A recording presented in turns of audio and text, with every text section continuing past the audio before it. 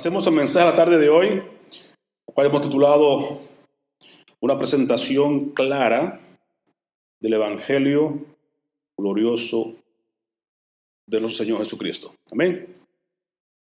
Vean bien cómo dice la palabra. Una presentación clara, ¿ok?, del Evangelio de Dios.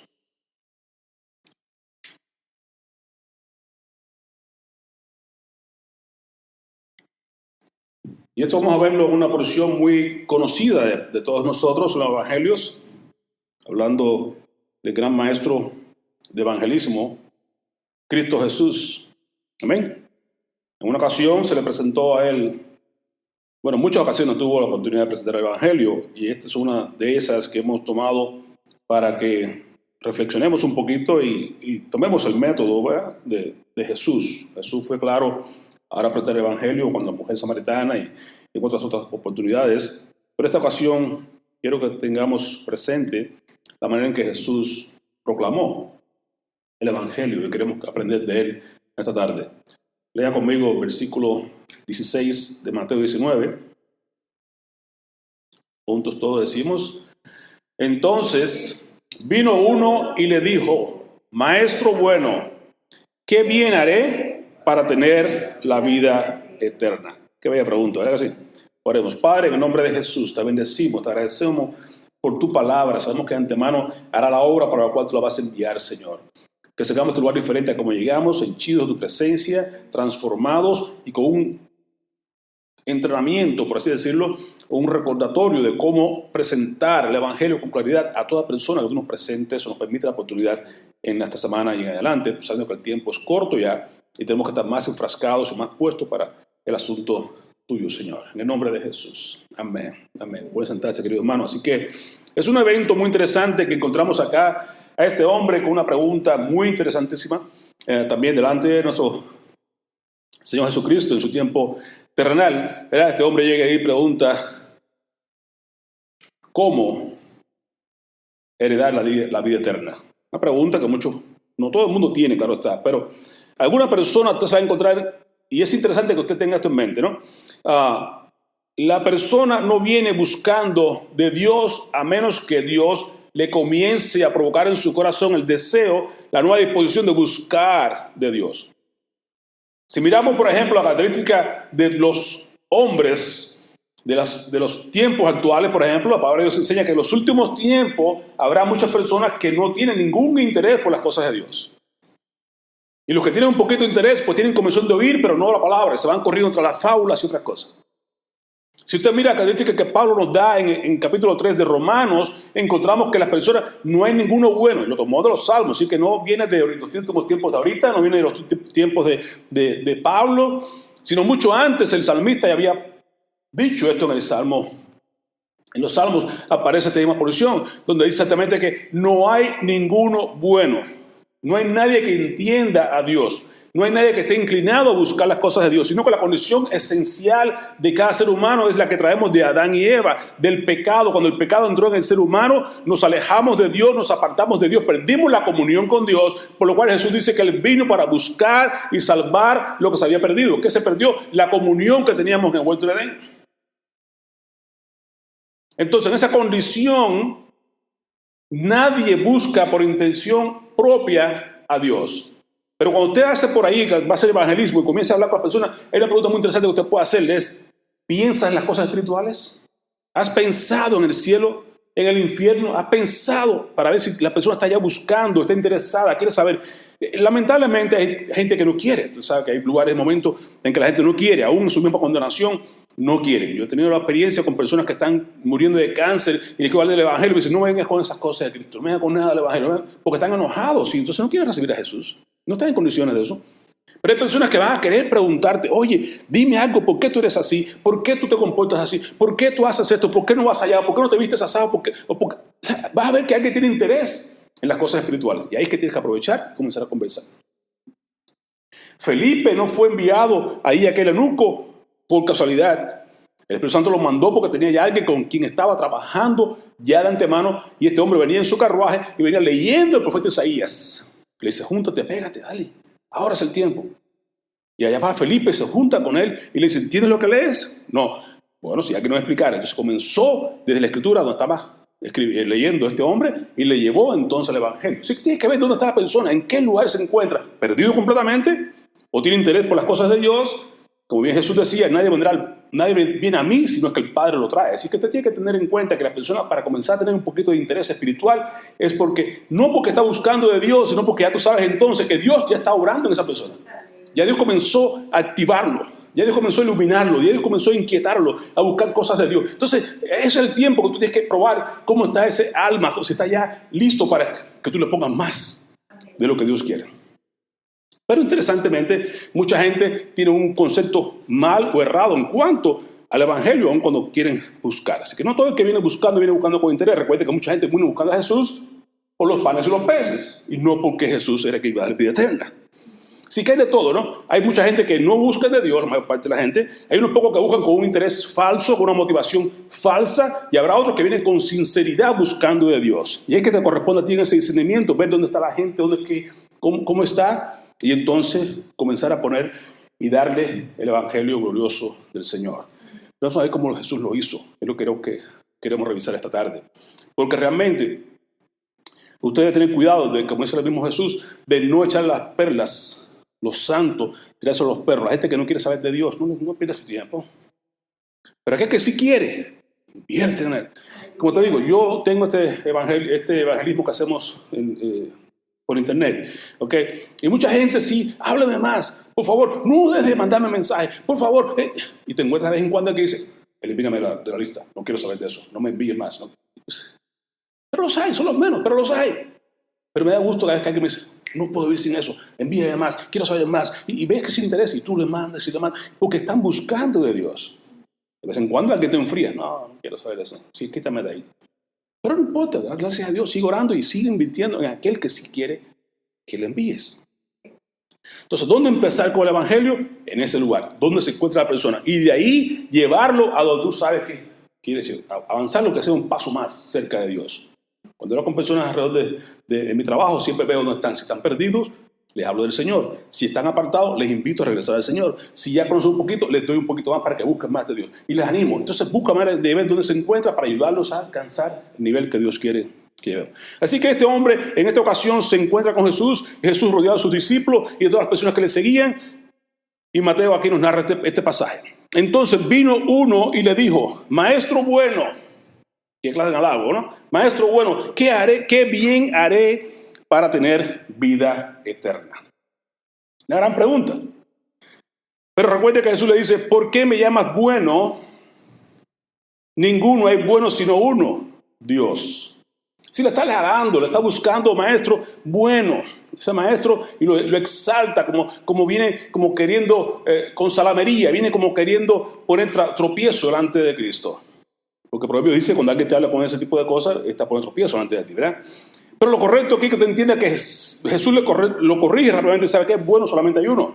Y ese uno es Dios. Solamente Dios es bueno, todos los demás somos, ¿qué? Como le decíamos ahorita, ninguno es bueno, ninguno busca a Dios, ninguno tiene interés por las cosas espirituales, sino Dios. Y vimos la semana pasada cuando decíamos, Dios es bueno y te ha declarado lo que quiere de ti. ¿Qué quiere de ti? Que ame la justicia, que haga justicia, que ame la misericordia y que andes humildemente delante de tu Dios. ¿Por qué? Porque Dios es bueno. Eso nos motiva a hacer las cosas que Dios quiere que hagamos. Pero él le dice, ¿sabe qué? Entendiendo el concepto de cómo este hombre llega y le dice, maestro bueno, mire que dice, qué bien haré. Dos cosas importantes. Este hombre viene diciéndole a Jesús, ¿cómo yo me gano la vida eterna? Primero, ¿qué bien y qué hago para ganarme la vida eterna? Cuando usted sabe que no es de esa manera. Entonces habrá mucha gente que viene a Jesús y viene equivocado, por los motivos equivocados o con una teología equivocada. Y tú tienes que ayudarle a entender que no se gana el cielo por obras. No es por lo que tú hagas. A diferencia de todas las religiones del mundo que están buscando llegar a alcanzar a Dios, y Dios en la relación que tiene con nosotros es que Él nos alcanzó a nosotros. Y segundo, es que la gente quiere hacer algo para apaciguar lo que es la ira de ese Dios que están adorando, o querer estar bien con ese Dios.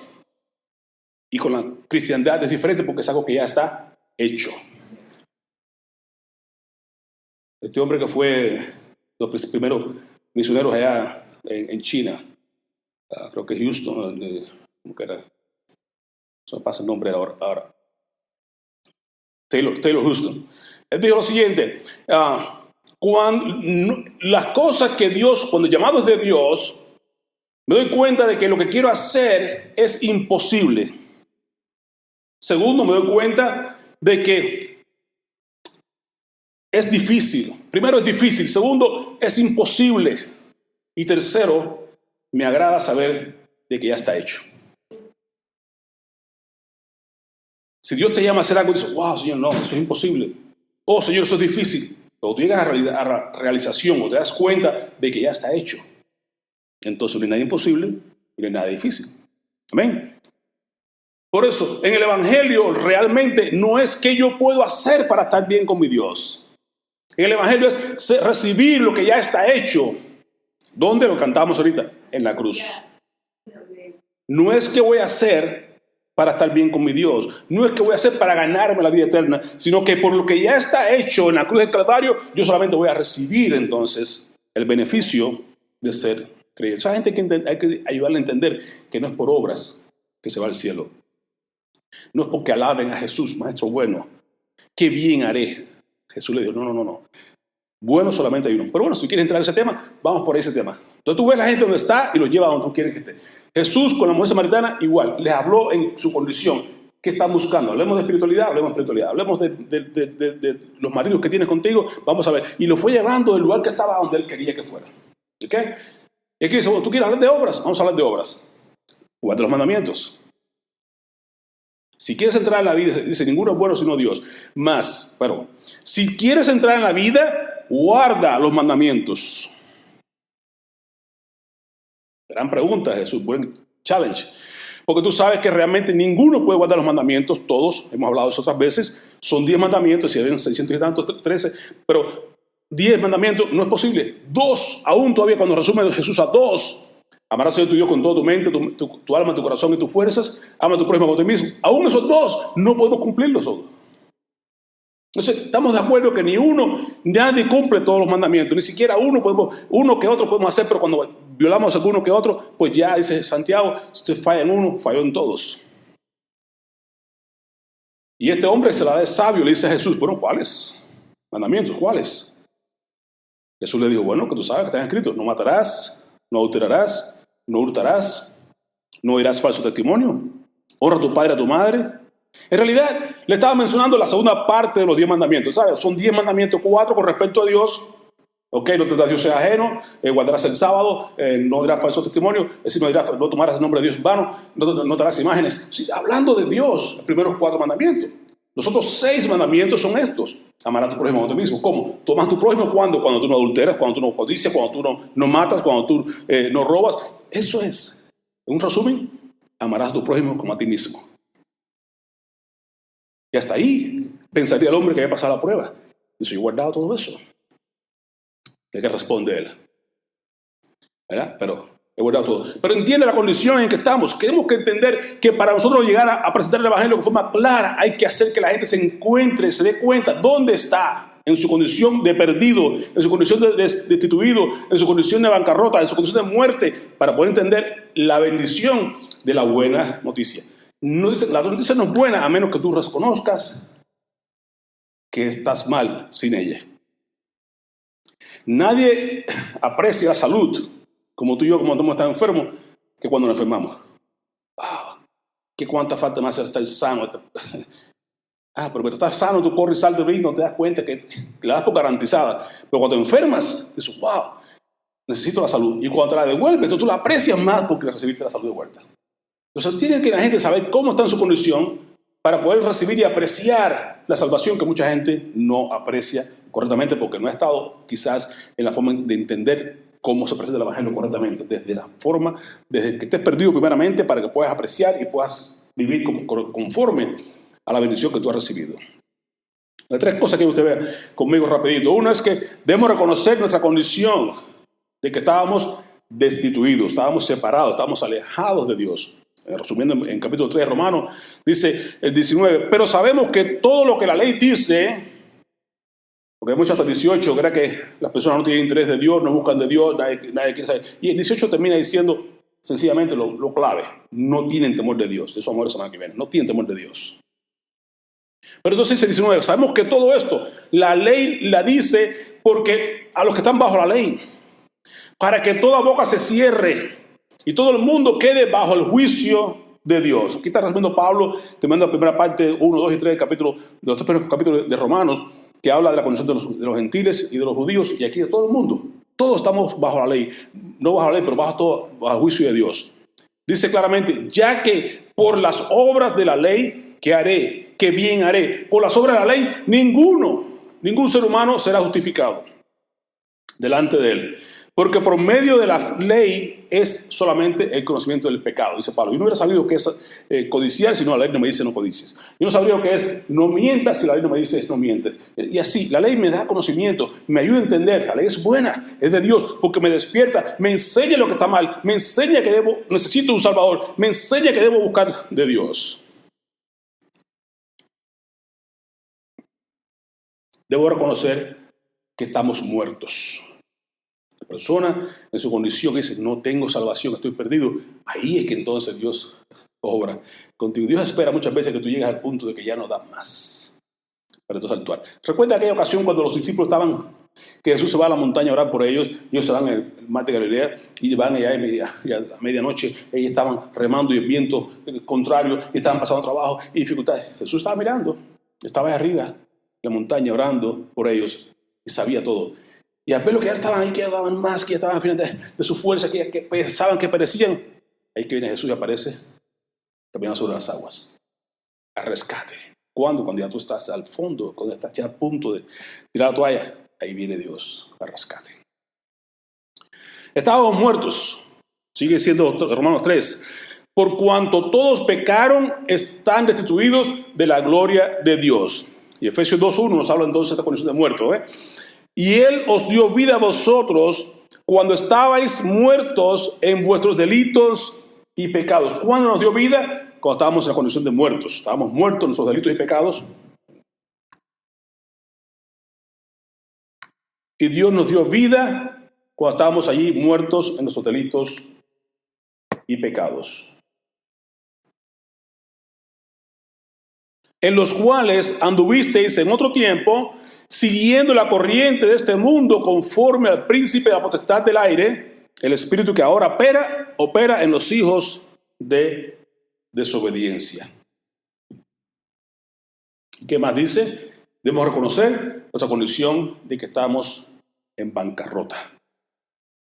7:15 Romanos, capítulo 7 de Romanos nos pinta este gran dilema que Pablo nos habla, que todos pasamos y que todos enfrentamos. ¿Okay? Dice Romanos 7:15, porque lo que hago no lo entiendo, pues no hago lo que quiero, sino lo que aborrezco, eso hago.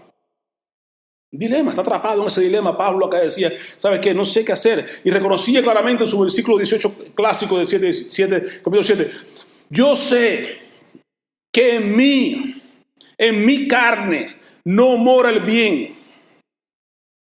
Porque el querer el bien está en mí, pero no el hacerlo. ¿Ve la diferencia? ¿Ve el contraste?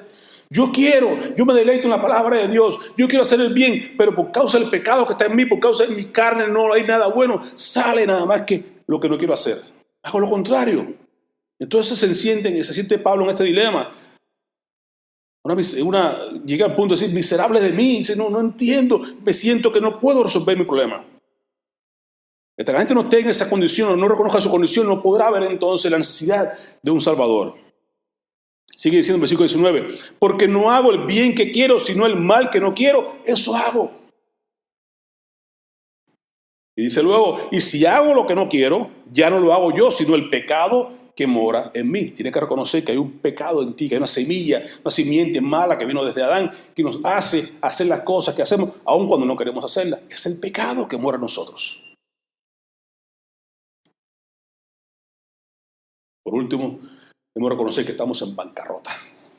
Estamos destituidos, muertos y en bancarrota total. Estamos sin esperanza, perdidos, sin esperanza, a menos que nos lancemos a Cristo, que es la única esperanza para nuestras vidas.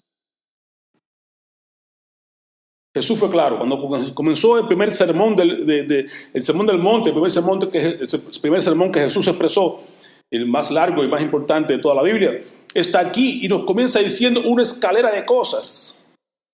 Si usted la sigue de cerca, se da cuenta que es una característica progresiva de la condición del ser humano y de cómo las personas deben experimentar una vida con Jesús. Comienza diciendo en el capítulo 5, versículo 3, bienaventurados los pobres en espíritu. Bienaventurados, doblemente feliz, 3 veces feliz, florecientes. Extraordinaria la palabra que Dios usa aquí. Pero ¿para quién es esa bendición?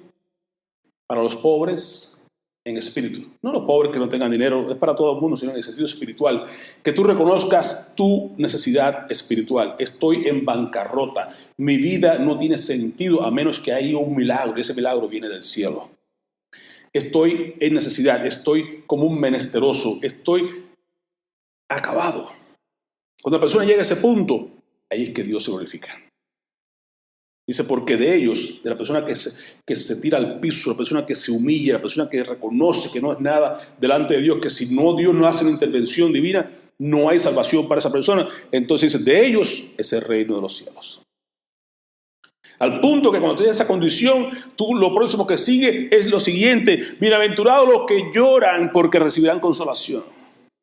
Y de ahí sigue avanzando. Usted llega y se tira en el piso, reconoce su condición, que no vales nada, que no eres nada sin Dios. Y entonces lloras por tu pecado, te lamentas por tu pecado, que te mueve entonces a buscar más adelante los siguientes pasos que nos va dando la bienaventuranza. Y sigue avanzando. Y usted va a revisar y va a darse cuenta qué tan bello es el caminar cristiano. Desde la caída, a llorar, a sentir entonces la paz de Dios, ser manso, segunda, tercera cosa es la mansedumbre. Bienaventurados los mansos, porque heredarán la tierra. Cuando tú eres manso, que tú te rindes al Señor, y entonces encuentras luego que Dios te da paz, luego encuentras que Dios te da un corazón limpio, luego encuentras que no importa lo que venga, tú puedes sufrir las consecuencias, puedes sufrir los embates del enemigo y te puedes gozar. Entonces tú puedes ver que te vas avanzando en tu relación con Dios, pero comienza con un reconocimiento de que estamos en bancarrota espiritual. Me gusta mucho cómo Job lo pone. Job disfruta de este punto de entendimiento del ser humano. No solamente dice cosas grandes y bellas como dice, yo sé que mi Redentor vive. Yo sé que aún después de desechar mi carne, más bien mi piel, porque se estaba con aquella sarna tremenda, cuando se vaya mi piel, aunque se vaya toda mi piel, yo sé que en mi carne veré a mi Redentor. Yo sé, ¿usted tiene esa convicción? Entonces, Job miraba esta condición del ser humano y decía, mira, el mundo está en bancarrota. ¿Cómo? Dice en el capítulo 15, versículo 14, ¿qué cosa es el hombre para que sea limpio? ¿Con qué limpiará el joven su camino? Nomás con la palabra de Dios, pero separado de Cristo. ¿Con qué? ¿Cómo el hombre va a ser limpio delante de Dios? Y para que se justifique el nacido de mujer. Habrá justificación para el ser humano. Y este libro, que dicen que es el más antiguo, el primer libro que se escribió la Biblia fue este, que reúne toda la condición del ser humano en el sentido total y completo. Mira lo que dice, versículo 15. He aquí, en sus santos, Dios, le decía a Dios, ¿no? En sus santos no confía. No va a confiar Dios en el hombre. Dice que mismo Jeremías decía, no confíes en el hombre, no pongas mano por un hombre que no vale la pena, por príncipe, por nadie. No, dice, Dios no confía en sus santos. Ni aún los cielos son limpios delante de sus ojos. Cuanto menos el hombre abominable y vil. No sos santos. Fíjate cómo dice, no confíes en sus santos. Imagínate tú ahora cómo será el que no es de Dios. El que es abominable y vil. El malo. ¿Qué es lo que hace el malo? Que bebe la iniquidad como si fuera agua. El hombre inicuo es beber iniquidad todo el tiempo. La bebe como si fuera agua.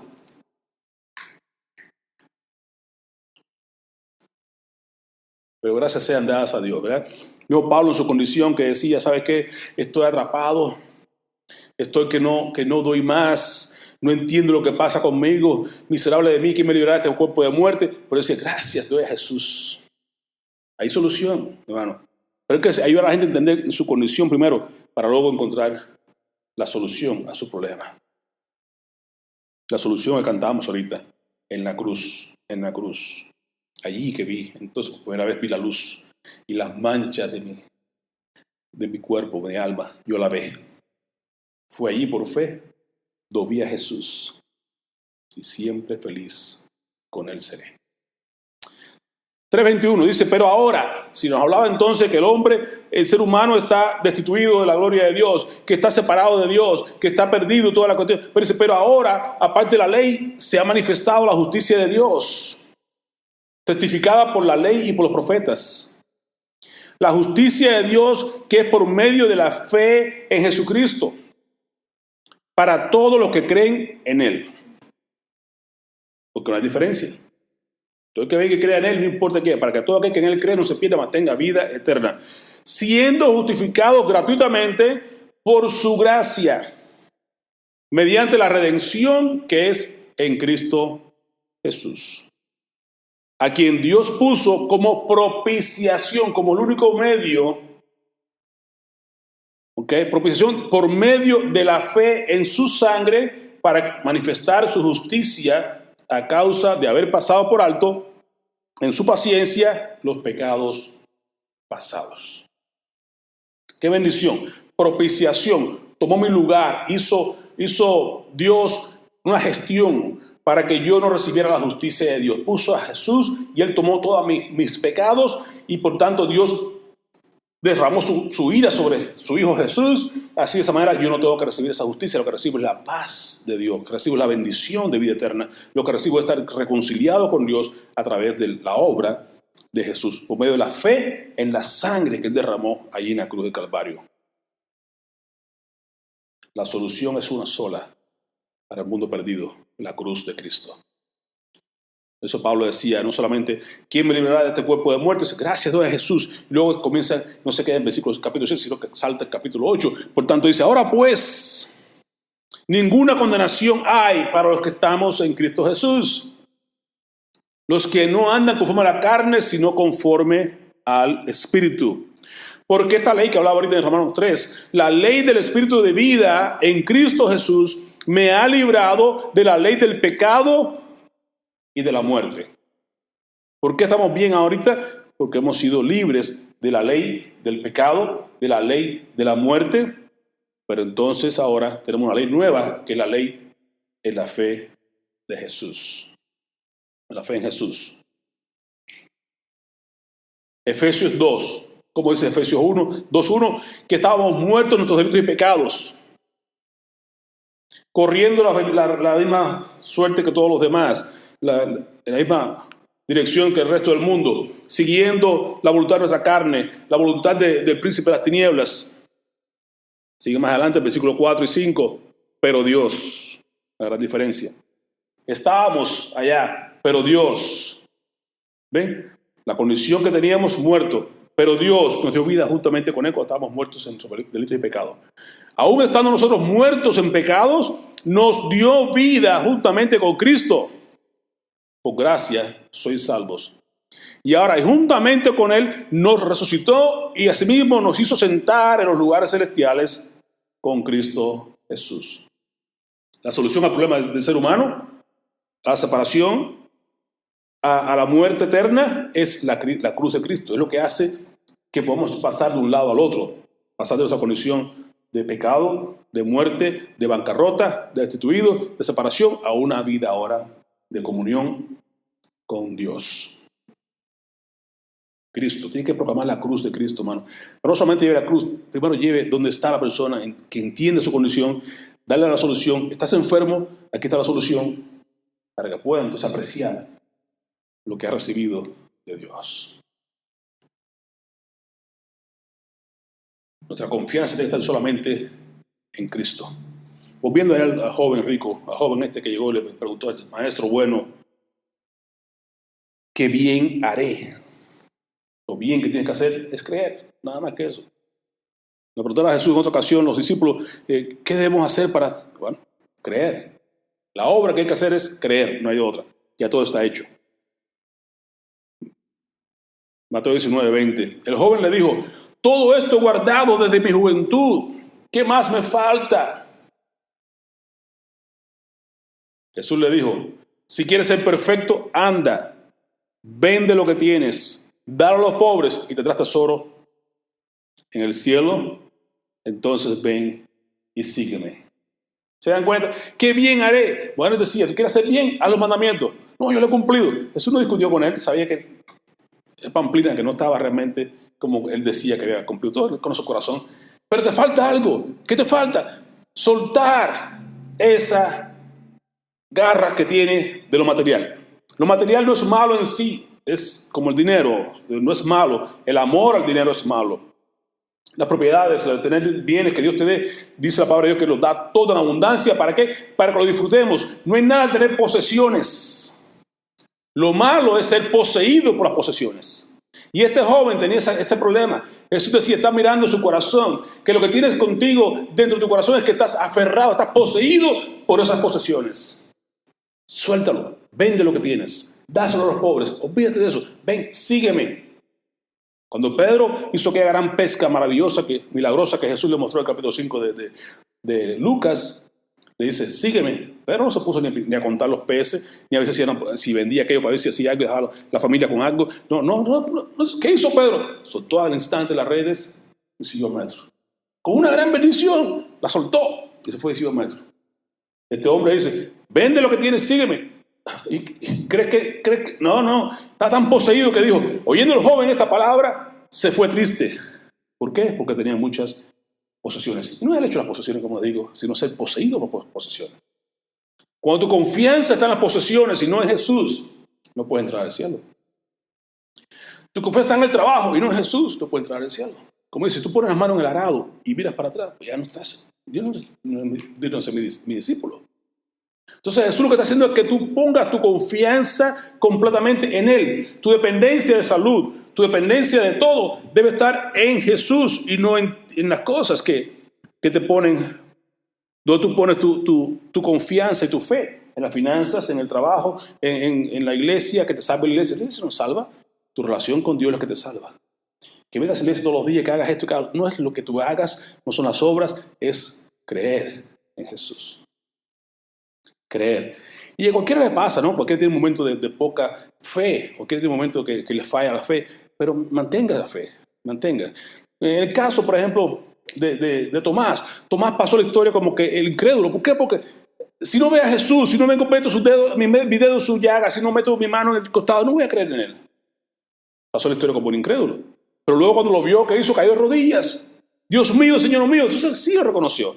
No, en un momento determinado la gente puede tener su fluctuación y falla su fe. Una fe pequeña, hermano, te lleva al cielo fácilmente. Entonces, una pequeña fe, como dice Jesús, de una mostaza, del tamaño de una mostaza, usted puede llegar al cielo, una pequeña fe. Pero una fe grande trae el cielo a tu vida. Puedes experimentar a Cristo constantemente, diariamente en tu vida, si tienes una fe. Los discípulos estaban reunidos llorando después que Jesús partió, cuando Jesús estaba... lo pusieron en la tumba. Se reúnen los discípulos, todos hombres pescadores fuertes, y estaban todos llora y quejándose porque el maestro se había muerto. Tercer día, María Magdalena, aquella que Jesús había sacado 7 demonios, aparece allí en la tumba y lo encuentra. Se acuerda el evento. Aparece Jesús delante y le dice, ve y dile a mis hermanos, a mis discípulos, que nos vemos en Galilea. Y ella va y corre y les dice a ellos, miren, Jesús está resucitado. Viene, ¿y qué hacen ellos? ¿Creen que salen corriendo? Antes de ir a correr, siguen llorando, no le creen. Hay momentos en que no creemos. Pero Dios no quiere que estemos, Dios quiere que creamos. Y que dependamos de Él, que tengamos toda esa confianza puesta en Jesús. Porque recuerde que para Dios todo es posible. ¿Amén? En este caso, cuando este hombre que viene y le pide a Jesús, ¿qué bien haré? Jesús le dice, bueno, va a dar un mandamiento. Y le dice, bueno, entonces Él lo ha dado todo. Le dice, bueno, vende todo lo que tienes y sígueme. Y se va, porque tenía muchas posesiones. Y Jesús dice entonces a sus discípulos, de cierto te digo que difícilmente entrará un rico en el reino de los cielos. ¿Por qué? Porque dependen de esas riquezas y no de mí. Otra vez os digo que es más fácil pasar un camello por el ojo de una aguja que entrar un rico en el reino de Dios. Y usted sabe lo difícil que es pasar un camello por una aguja. No es que se refiere a la aguja de coser. Eso yo pensaba cuando comenzaba con el Señor. Pero después entendí que no, que la aguja es un hueco, un espacio que hay en la pared de las murallas de Jerusalén, de las ciudades, por ejemplo, cualquier ciudad, para poder entrar cuando venían los mercaderes de noche, está cerradas las puertas de la ciudad, y esas pequeñas agujas por ahí tenían que entrar. Después tienes que sacar, quitar todas las cosas arriba del camello, pasar las cosas poco a poco, luego pasar el camello con cuidado por ese agujero para que llegue a otro lado. Es más difícil pasar, es más fácil pasar, por lo difícil que es, pero como quiera, le dice, comparando, dice, es más fácil pasar un camello por el ojo de una aguja que entrar un rico en el reino de Dios. Porque reconoce que el peligro de la riqueza está en que sea poseído por las riquezas, no en poseer cosas. Y aún los pobres que tienen poco también pueden ser poseídos por esas pocas cosas que tenemos. No suelto esto porque si suelto no va a tener más nada. No, porque es un peligro para todo ser humano. ¿Okay? Sus discípulos oyendo esto se asombraron y dijeron de gran manera, dicen, ¿quién pues podrá entonces ser salvo? Y Jesús mirándole les dijo, ¿sabe qué? Para los hombres es imposible. Porque nadie ponía a Jesús sino por el Padre. Para los hombres ser salvo es imposible. No hay nada que tú puedas hacer. No hay ninguna obra que puedas hacer para llegar a ser salvo. Pero Dios lo hace posible. ¿Cómo lo hizo posible? Encarnándose Él mismo en persona como tú y como yo. Y la condición de hombre se humilló hasta lo sumo y fue la muerte de cruz. Para Dios no es imposible porque Él mismo se hizo carne. Él vino y habitó entre nosotros. Él vino y tomó su forma de siervo y en esa condición fue a la cruz y murió por ti y por mí. Para Dios no es imposible. Para los hombres sí, pero para Dios todo es posible. Y el tercer punto que usted entienda es el siguiente. Primero, que conozca la condición en la que se encuentra. Segundo, la solución al problema. Y tercero, una vez que tú entiendes tu condición y que sabes y recibes la respuesta a tu problema, recibes la solución, entonces tú puedes ahora tener una apreciación más adecuada de lo que tienes. A veces por ahí decimos, nadie sabe lo que tiene hasta que no lo pierde. Pero la persona debe tener una apreciación de lo que tiene para que pueda cuidar lo que tiene. Muchas veces porque lo recibimos de gratis y perdemos la apreciación de eso.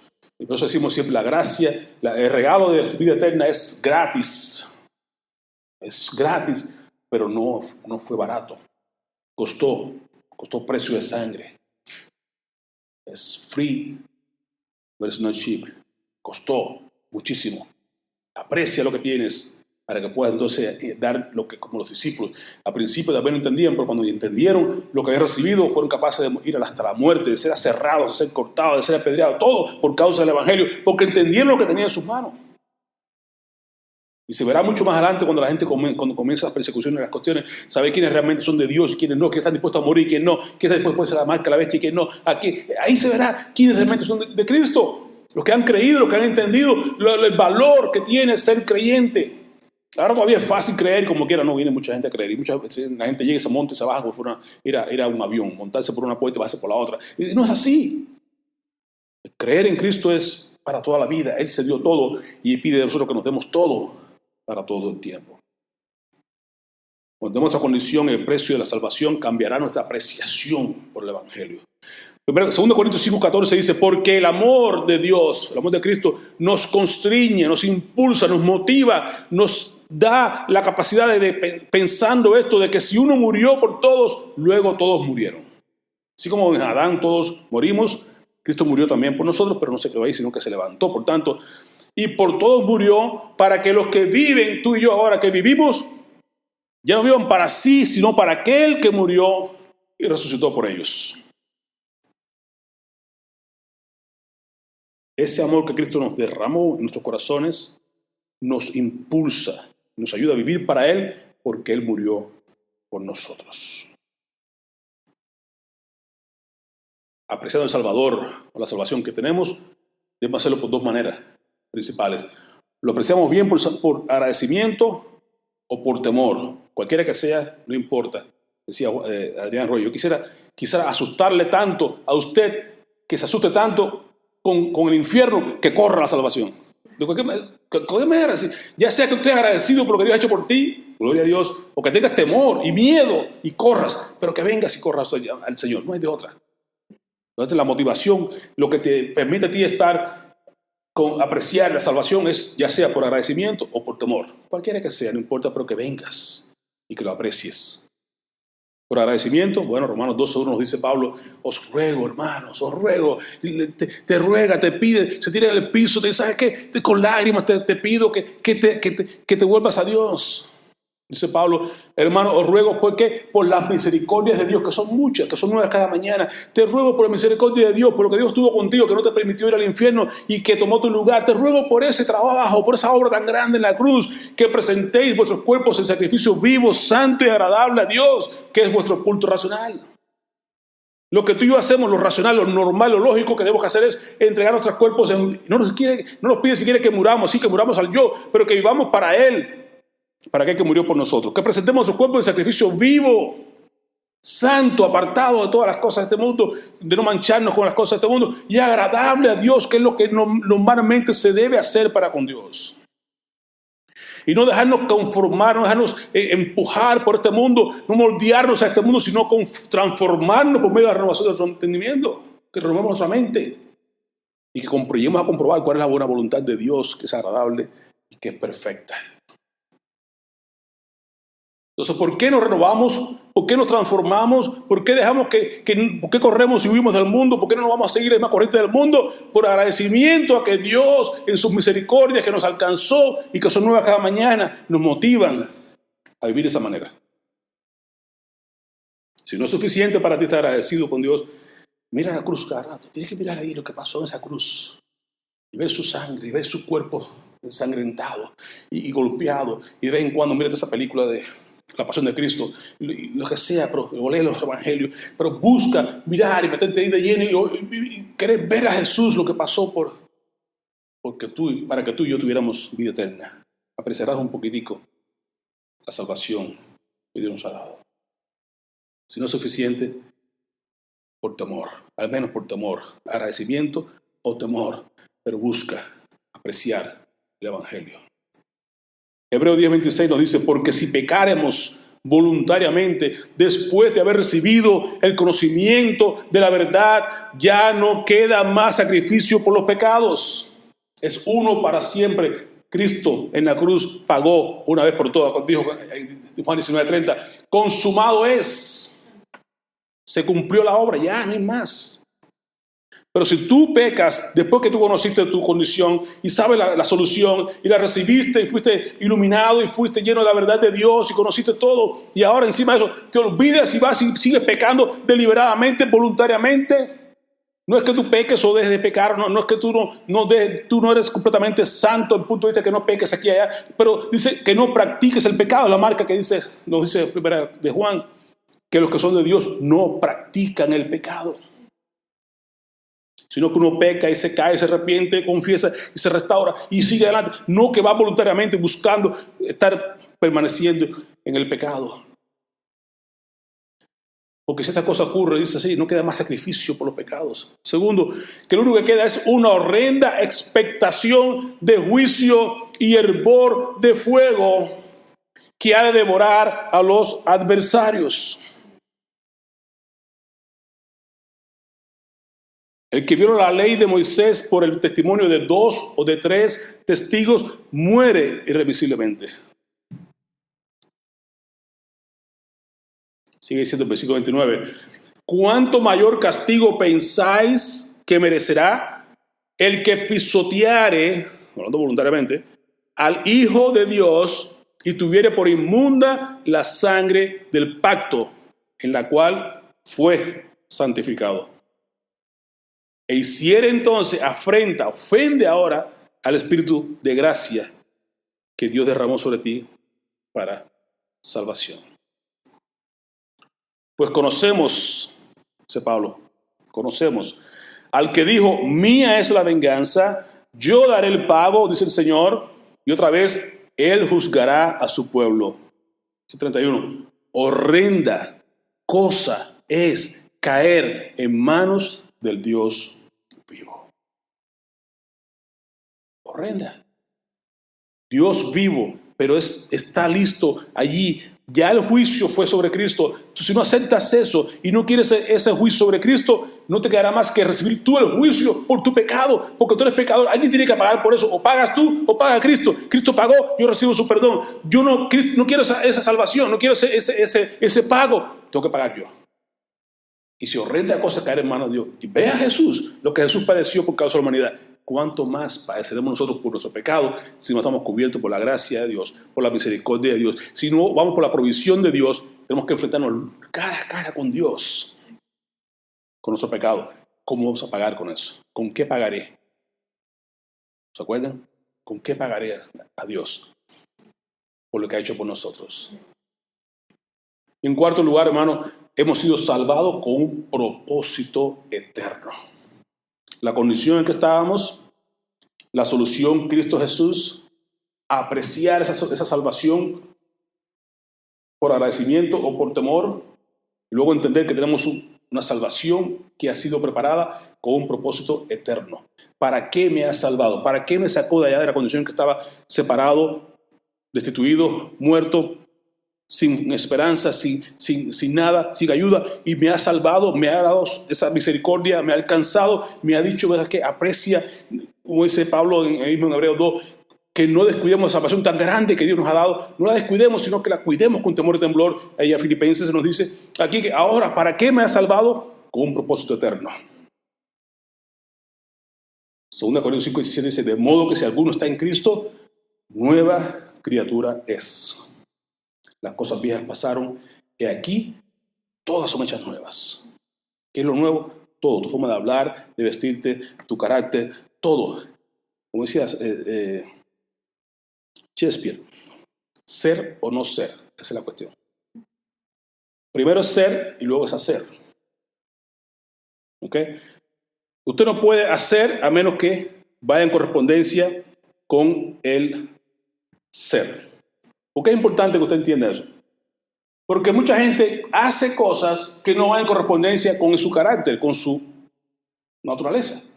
Y cuando tú conoces y entiendes que tú eres creyente, que tú eres un hijo de Dios, que has sido salvado del fuego, como decía Jonathan Edwards, que éramos como una araña ahí colgada, aguantada por la mano de Dios, y un fuego ardiendo aquí abajo, y la araña ahí, y nosotros la arañita, y dice, si nos suelta Dios, ¿qué vamos a significar? Caemos en la llama. Estamos aguantados por... Dios está enojado. Estamos pecadores en las manos de un Dios enojado. Está enojado, pero nos tiene sostenido por una pequeña cuerda que si nos suelta, vamos a caer al infierno. Pero por su misericordia estamos ahí en sus manos. Aunque sea por un hilito, pero estamos en su mano. ¿Qué es lo nuevo? Que usted sea una nueva criatura, una nueva creación. Cuando usted es una nueva creación, todo lo que viene de su vida, todo lo que su conducta, su hablar, su manifestación de vestimenta y de lo que va y sus amistades y todo lo que hace de ahora en adelante tiene que estar en correspondencia con el ser que tú eres, la nueva creación. No se supone o no se entiende que una persona que sea un creyente verdadero haga cosas que no van en correspondencia con la naturaleza nueva que tiene ahorita. Que ahora se viste diferente, que ahora anda como el mundo, que ahora anda todo. No, si usted es creyente, tiene que comportarse como un creyente, tiene que hablar como un creyente, tiene que ir a las cosas como un creyente. Ser o no ser. Si tú no estás manifestando acá lo que realmente hay aquí, es porque no eres lo que hay acá. El hacer no dice nada, el ser es lo que debe hacer. El ser es lo que debe ir primero, y luego ese ser manifiesta el hacer. Por eso es razón a Shakespeare. Ser o no ser, es la cuestión. Si no eres, no eres. Como hasta los guajiros saben eso. ¿Semos o no semos? ¿Somos o no somos? Ser o no ser. Si eres nueva criatura, se va a notar. Y todo esto proviene de Dios, quien nos reconcilió consigo mismo. Dios quien lo hace todo. Es mi nueva creación, es quien produce todo en mí, querer como le hace por su buena voluntad. Es quien produce en mí ahora una nueva conducta, un nuevo hablar, una nueva perspectiva, un nuevo deseo, una nueva inclinación a las cosas de Dios. Y lo veo el caso que me salvó con ese propósito. ¿Cuál es el propósito? Nos hizo a ti, a mí, nos dio un ministerio de reconciliación. Nos ayudó ahora a entender quiénes somos para que vayamos al mundo a llevar entonces esa misma palabra de reconciliación. Al que Dios, dice que Dios estaba en Cristo reconciliando consigo al mundo, no tomándoles en cuenta a los hombres sus pecados, y nos encargó a ti y a mí la palabra de reconciliación. Tenemos un propósito por el cual vivir. Así que, hermano, somos. Y si somos ahora embajadores en el nombre de Cristo. Embajadores, usted tiene un nombre, ahora usted va a un nivel extraordinario. Dios te ha hecho embajador. Para que en el nombre de Dios, en el nombre de Cristo más bien, diga como si Dios rogase por medio de nosotros, os rogamos en el nombre de Cristo, reconciliaos con Dios. Vayamos a las personas a decirles, reconcíliate con Dios, ven, haz las paces con Dios. Dios me reconcilió a mí, también lo puedo hacer contigo. Para Dios no hay nada imposible. Dios reconcilia a todos al que quiera venir a Él. Vayamos y llevemos la palabra de Dios para que las personas puedan ser reconciliadas con Dios. Hagamos la obra de embajadores que Dios nos ha dado. El embajador aquí que representa los intereses de otro estado, en otro estado, sí, de su país. Usted es un ciudadano del cielo. Por tanto, representa los intereses de su Padre en los cielos, en este mundo que es la tierra. Vayamos a llevar el reino de Dios a las personas que no lo conocen. Vayamos a llevar ese mensaje de reconciliación. Mira, Dios reconcilió al mundo. Dios está reconciliando al mundo. Mira que dice Dios lo que hizo. Dios puso a Cristo y al que no conoció pecado, por nosotros lo hizo pecado. ¿Para qué? Para que nosotros fuésemos hechos justicia de Dios en Él. Ese gran mensaje de reconciliación. El intercambio glorioso. Dios puso todo el pecado de la humanidad en Cristo y nos dio su justicia y su santidad. Ese es el intercambio. ¿Quieres ese intercambio? ¿Lo quieres recibir? Ahí está. Listo para toda persona que quiera estar bien con Dios. Ya no separado, ya no muerto, sino en comunión con Dios, en intimidad con Dios. Pero nos corresponde a ti y a mí abrir la boca. Tenemos que ir, somos los pies de Dios, somos la boca de Dios, somos los embajadores de Cristo.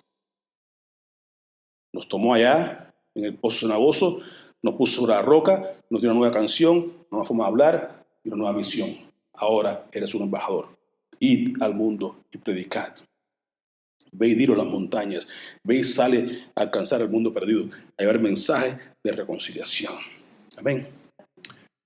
Padre, te agradecemos por tu palabra, Señor. Te agradecemos porque tú eres bueno, Dios. Porque para siempre tu misericordia. Solo tú eres bueno, Padre bendito. Y no hay ningún bien que podamos hacer para estar contigo en reconciliación, a menos que sea que nos rindamos a ti. Reconocemos que sin ti nada somos. Pero por tu gran amor y misericordia nos alcanzaste cuando estábamos muertos en nuestros delitos y pecados. Y nos diste vida juntamente con Cristo. Por eso, Padre, te agradecemos. Te exaltamos. Te bendecimos y te rogamos que nos llenes cada día con tu palabra, con tu unción fresca, con tu dirección, para que nosotros salgamos al mundo a llevar esa palabra de reconciliación con aquellas personas que no te conocen, Señor. Ayúdanos, Padre Santo, a abrir nuestra boca en todo tiempo, en todo lugar. Tú enseñabas a Timoteo a predicar la palabra a tiempo y fuera de tiempo, que vayamos y llevemos la palabra tuya a tiempo y fuera de tiempo. Aquellas personas que están perdidas, sin esperanza, sin Cristo. Solo tú, Señor, es la solución para el ser humano. Que estamos en bancarrota, que estábamos perdidos, destituidos de la gloria de Dios. Pero solo tú salvas. La solución la tenemos nosotros, los hijos tuyos, los ciudadanos del reino. Ayúdanos, oh Dios, a ir a proclamar a las naciones que solo Cristo salva. Y que el tiempo es corto ya, que estás a las puertas. Tu gran promesa que diste a Isaías. Y le decía que deje el impío su camino y de hacer las malas obras, y que nos volvamos a Jehová, el cual es amplio en perdonar y el cual tendrá de nosotros misericordia. Tú ya lo hiciste, pasaste por alto los pecados del ser humano y pusiste sobre Cristo la carga de todos nosotros. Tu juicio fue sobre Él y por tu llaga somos sanados. Por sus llagas somos salvos. Por su sangre somos limpios. Ayúdanos, oh Dios, a no tener en poco la salvación que tú nos has regalado. A cuidarla con temor y temblor. Y a compartirla con todos aquellos que no conocen de la gran bendición que es estar en comunión contigo. Te bendecimos, te agradecemos, te exaltamos, te damos la gloria, la honra y el honor que solo tú mereces. En el nombre de Jesús.